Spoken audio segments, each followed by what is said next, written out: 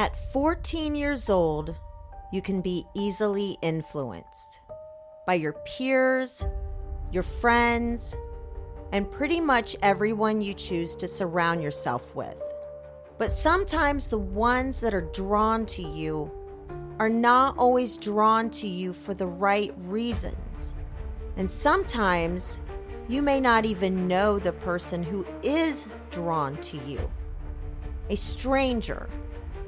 Someone who has had their eye on you all along.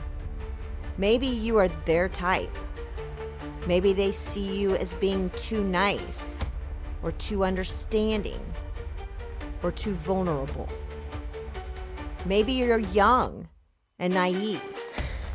Whatever it is, they found the one, their target, and they won't stop until they have you.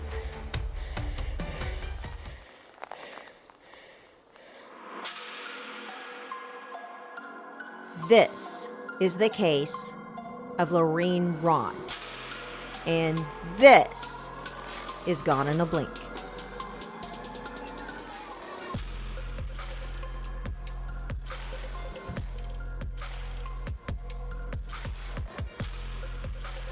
Hey, true crime fans. I'm your host, Heather, and welcome to episode 35 of Gone in a Blink. Spring is almost here, and the weather is getting warmer, which I absolutely love. We definitely have spring fever at our house, and I'm ready to get outside and plant flowers, relax on the deck, and watch the sunset, and really just be so glad that the frigid temps are behind us. Of course, now that I say that, the cold weather will probably come back with a vengeance. So you really can't get too comfortable here in the Midwest, to be quite honest. We've literally been known to have all 4 seasons in one day. It's seriously insane. So today's case is one out of Manchester, New Hampshire. Today we are talking about the case of missing 14-year-old Laureen Rahn. So if you're ready, let's jump right in. Laureen Rahn was born on April 3rd, 1966 in Manchester, New Hampshire. And she was pretty much raised by her mother, Judith, as her parents ended up getting a divorce when Lorene was just an infant. By the time Laureen turned 4 years old, she and her mother moved to Miami, Florida. However, they didn't end up making it their permanent home. And 6 years later, they ended up moving back to Manchester. By 1980, Lorene appeared to be your typical 14-year-old girl. She loved to sing and dance, and she had aspirations of becoming an actress, though she was also said to have been a bit troubled. Lorene spent much of her time alone. She drank alcohol, smoked marijuana, and often talked about running away. She attended school at Parkside Junior High, where she had a group of friends that she loved hanging out with when she wasn't alone. At this time, Lorene and her mother were living in a 3rd-floor apartment on Merrimack Street. Little did Judith know this would be the same apartment that her daughter would go missing from just a short time later. April 26th, 1980 was just like any other day. Lorene spent most of the day hanging around the neighborhood before stopping in at a local convenience store where she was seen by some of her friends restocking shelves with wine coolers. It was later questioned if maybe she was doing this in exchange for alcohol. That, however, has not actually been confirmed. So we're not really sure what she was doing or why she was doing that. It's just kind of an assumption. Throughout much of the day, several family members had stopped by the apartment, and nothing had ever been reported as being out of the ordinary. Judith's boyfriend, who was a professional tennis player, had a tournament that weekend, so Judith planned to go out of town to attend the tournament. And in the past, Lorene would tag along with her mother and her mother's boyfriend to attend the tennis tournaments. However, this was during Lorene's spring break from school, and she really just wanted to hang out with her friends. So she asked her mother if she could stay home that weekend, and her mother obliged. That evening, Lorene had a couple of friends over to the apartment to hang out, one female and one male. The three of them shared a 6-pack of beer and a bottle of wine and sat around just talking and being typical teenagers. So at around 12:30 a.m. on April 27th, Laureen and her male friend were sitting in the living room when they heard voices in the hallway of the apartment building. Afraid that it might be Judith returning home, Laureen's friend jumped up and hurried out the back door for fear he might get in trouble.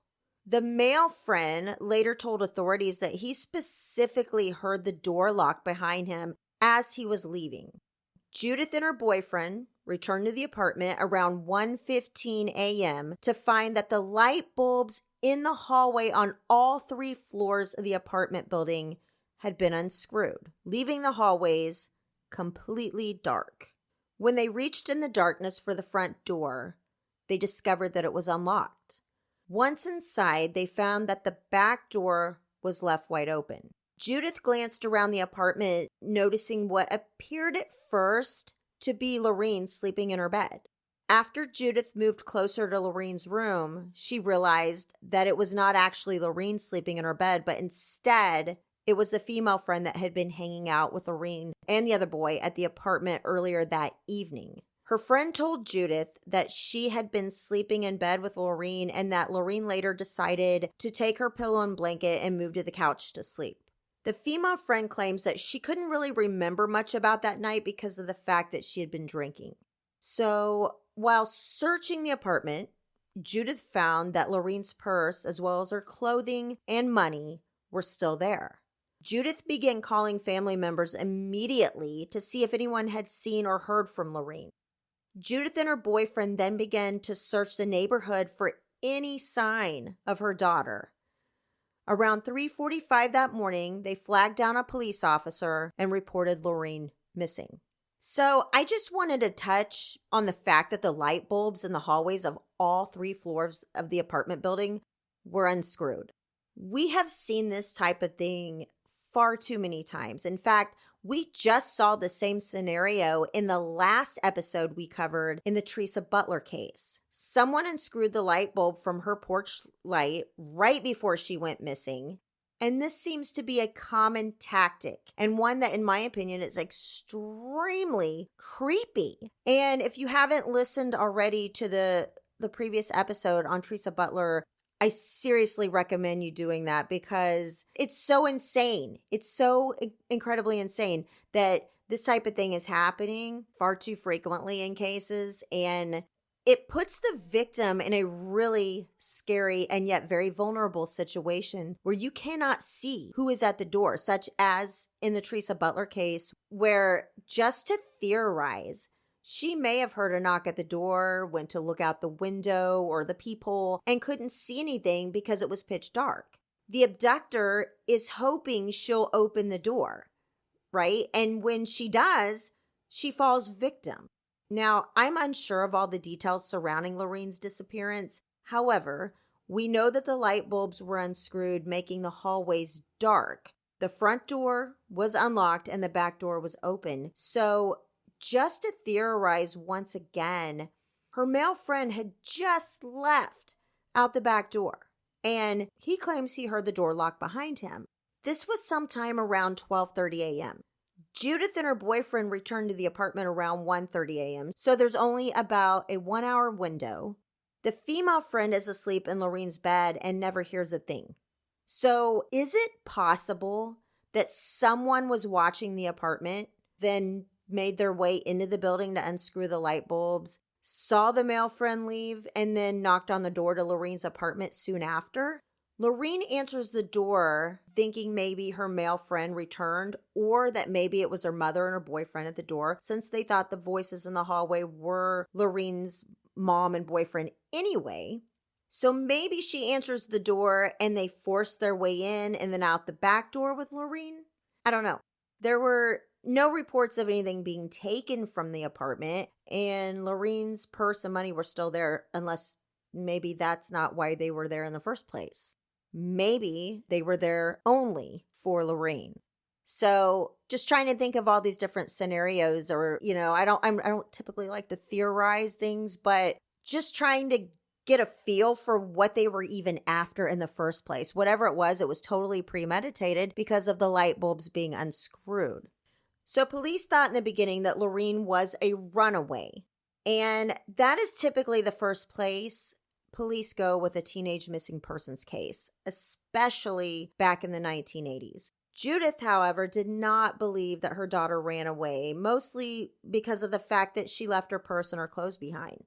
Nothing appeared to be missing, and after a few weeks, police slowly began to retract their theory that Lorene was a runaway and began to believe that everything looked as if Lorene had left the apartment on her own accord, but planned to only be gone for a short period of time. Then, on October 1st, 1980, Judith noticed that she had been charged for 3 phone calls placed in California. One was from a motel in Santa Monica to another motel in the area of Santa Ana. The third call was made to a teen sexual assistance hotline. Judith thought this was strange since she didn't even know anyone who lived in California.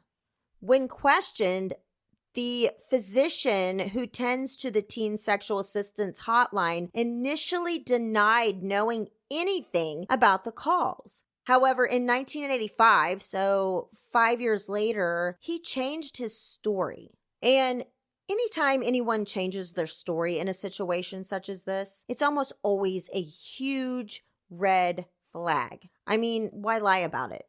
It's kind of where I'm at with that. But the physician admits 5 years later that numerous young runaway girls had visited his wife at their home, and it was possible that one of them may have been from New Hampshire.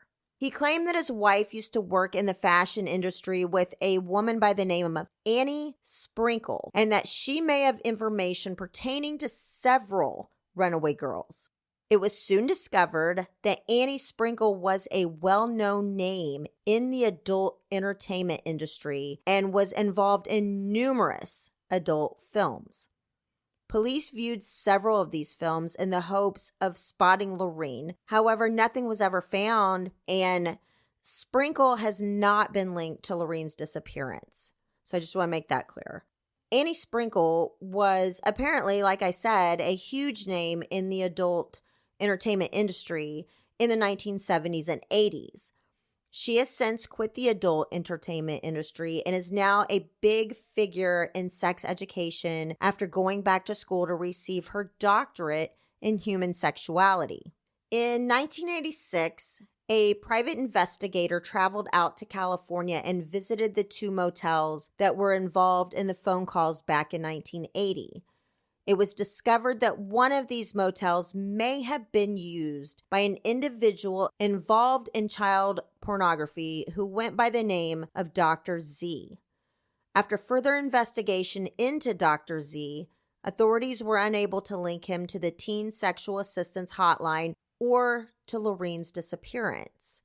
So this case seems to be leading in the path of a lot of sketchy activity and people who are intertwined into some very questionable things. And I feel like those phone calls linking the mother of a missing teenager, which Judith gets the charges for these calls. So you're linking Judith to 2 motels clear across the country, one of which has been tied to child pornography, and then a call for a teen sexual assistance hotline manned by a physician who lies about being connected in the first place.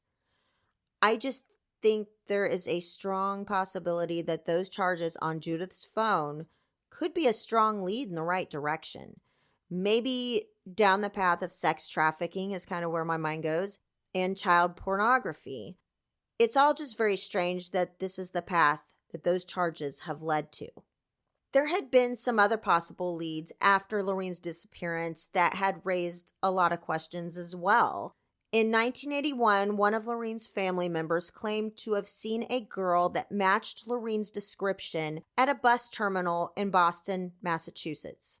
An employee for the bus company told authorities that he sold a ticket to a girl who matched Lorene's description on the day that she disappeared. A driver who worked for the bus company initially confirmed that the girl he dropped off in Park Square, Boston, was Lorene, based on a photo. The driver was later questioned again and claimed that he wasn't sure at that point anymore if the girl he dropped off was Lorene or not. For almost a year and a half after Lorene's disappearance, Judith would receive anonymous phone calls on a frequent basis. The calls would always come in at 3:45 a.m. and no one would say a word on the other end. For several years after Lorene went missing, an unknown caller would always make calls to Judith around the Christmas holidays. And after the call was answered, the person on the other end would sit in silence for several seconds before ending the call. Judith couldn't take the heartache any longer, and she eventually changed her number. And this, too, in my opinion, is just another thing that kind of takes me into the possibility that maybe she was, in fact, trafficked. Is it so far-fetched to believe that just maybe that was her on the other end of that phone, somehow possibly getting access to a phone at certain times, which could explain the frequent phone calls to Judith at 3:45 a.m., as well as the calls made around the holidays. So what if she had been trafficked or kidnapped, and her kidnapper is away or something's going on at 3:45 a.m. where she can have access to that phone, and she reaches out to her mom, which I don't quite know why she wouldn't talk unless she is unable to talk on her end without getting caught. That's a possibility. A lot of this, in my own personal opinion, and I want our listeners to build your own theory on this, because right now that's all we have is theories. But in my own opinion, I think that this goes into the path of trafficking. In 1986, a childhood friend of Lorene's by the name of Roger Morris received a phone call from a woman. And when Roger's mother answered, the caller said that her name was Lori and that she was a former girlfriend of Roger's. The caller remains unknown to this day. Lorene's aunt Janet Roy also claimed that on numerous occasions since Lorene went missing, a young woman would call her home asking to speak to her son Michael. When Michael would come to the phone, the caller would remain silent. The caller would ask to speak to Mike initially when Janet answered the phone. Mike was a nickname that only Lorene would refer to him as. And Janet believes the caller was Lorene. So there were also some other young women who disappeared right around the time of Lorene's disappearance. Whether these other disappearances are linked to Lorene's remains to be seen. However, they were disappearances that occurred very close to where Lorene was last seen. 25-year-old Denise Denault lived 2 short blocks from Lorene and went missing from a bar in Manchester just 6 weeks after Lorene disappeared. Several years later, police discovered that suspected serial killer Terry Rasmussen, who went by the name Bob Evans, was living in that area at the time. And Rasmussen was convicted of killing his wife in California back in 2003. Police believe that Rasmussen was possibly involved in as many as 6 more murders and or disappearances, one of which was the disappearance of Denise Boudin, who disappeared in Goffstown in 1981. She has also never been found. He has also been linked to the Deerbrook murders, which involved the murders of 4 women whose bodies were found in the Bear Brook State Park between 1985 and 2000. And if that wasn't crazy enough, one of the female victims was, in fact, Rasmussen's own biological daughter. Rasmussen was also linked to the untimely death of 17-year-old Elizabeth Lamott, who disappeared from Manchester, New Hampshire on April 6, 1984. Elizabeth was last seen at a youth development center. Her lifeless body was found naked at the Geraldstown, Tennessee exit on Interstate 81. She had been beaten and stabbed. The medical examiner determined that her ultimate cause of death was a single blow to the head. Rasmussen died in 2010. What is strange in this case is that Rasmussen lived a mile and a half away from where Lorene disappeared, and both Lorene and Denise both held a striking resemblance to each other despite the age difference. Denise also has never been found.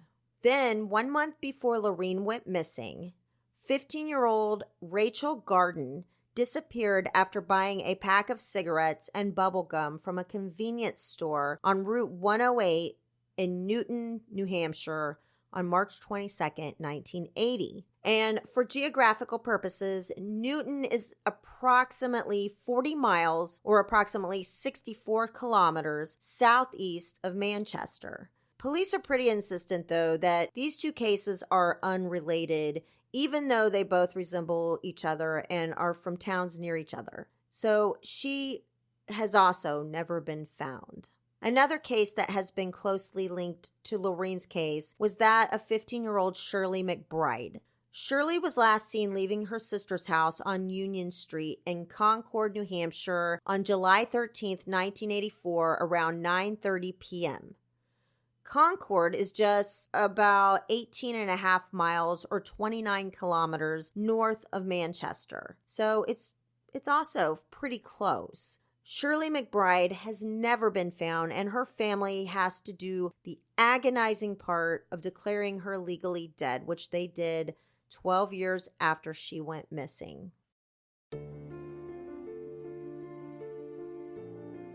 Lorene's aunt, Diane Penault, describes her niece as, quote, an angel who hung around with the wrong people for a while, unquote.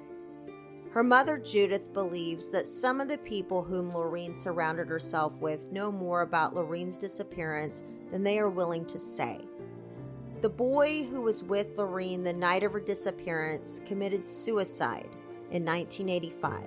He was never a suspect in her disappearance. She believes that it was her daughter who placed those mysterious calls from California that night in October of 1980. Judith remarried in the late 1980s and relocated to Florida. She still hangs on to the hope that her daughter is out there somewhere and they will be reunited once again. Investigators continue to work Lorene's case and still believe foul play is involved. Lorene was last seen wearing a white V-neck sweater, a blue plaid blouse, blue jeans, and brown shoes. She was also wearing a heart-shaped gold ring and a silver and blue necklace. She was 14 years old at the time of her disappearance and would be almost 59 years old today. If you have any information on the disappearance of Laureen Rahn, you are encouraged to call the Manchester Police Department at area code 603-668-8711 or the New Hampshire State Police Cold Case Unit at area code 603-223-3648. Thank you for listening to another episode of Gone in a Blink. If you like our show, please give us a 5-star review on Apple Podcasts or on Spotify. And for all the latest updates on the cases we cover, follow us on any of our social media sites, and I will post those links in our show notes. And if you have an idea for a case you'd like us to cover, drop us an email at goneinablinkpod@gmail.com. And last but certainly not least, be safe, be smart, and try not to blink.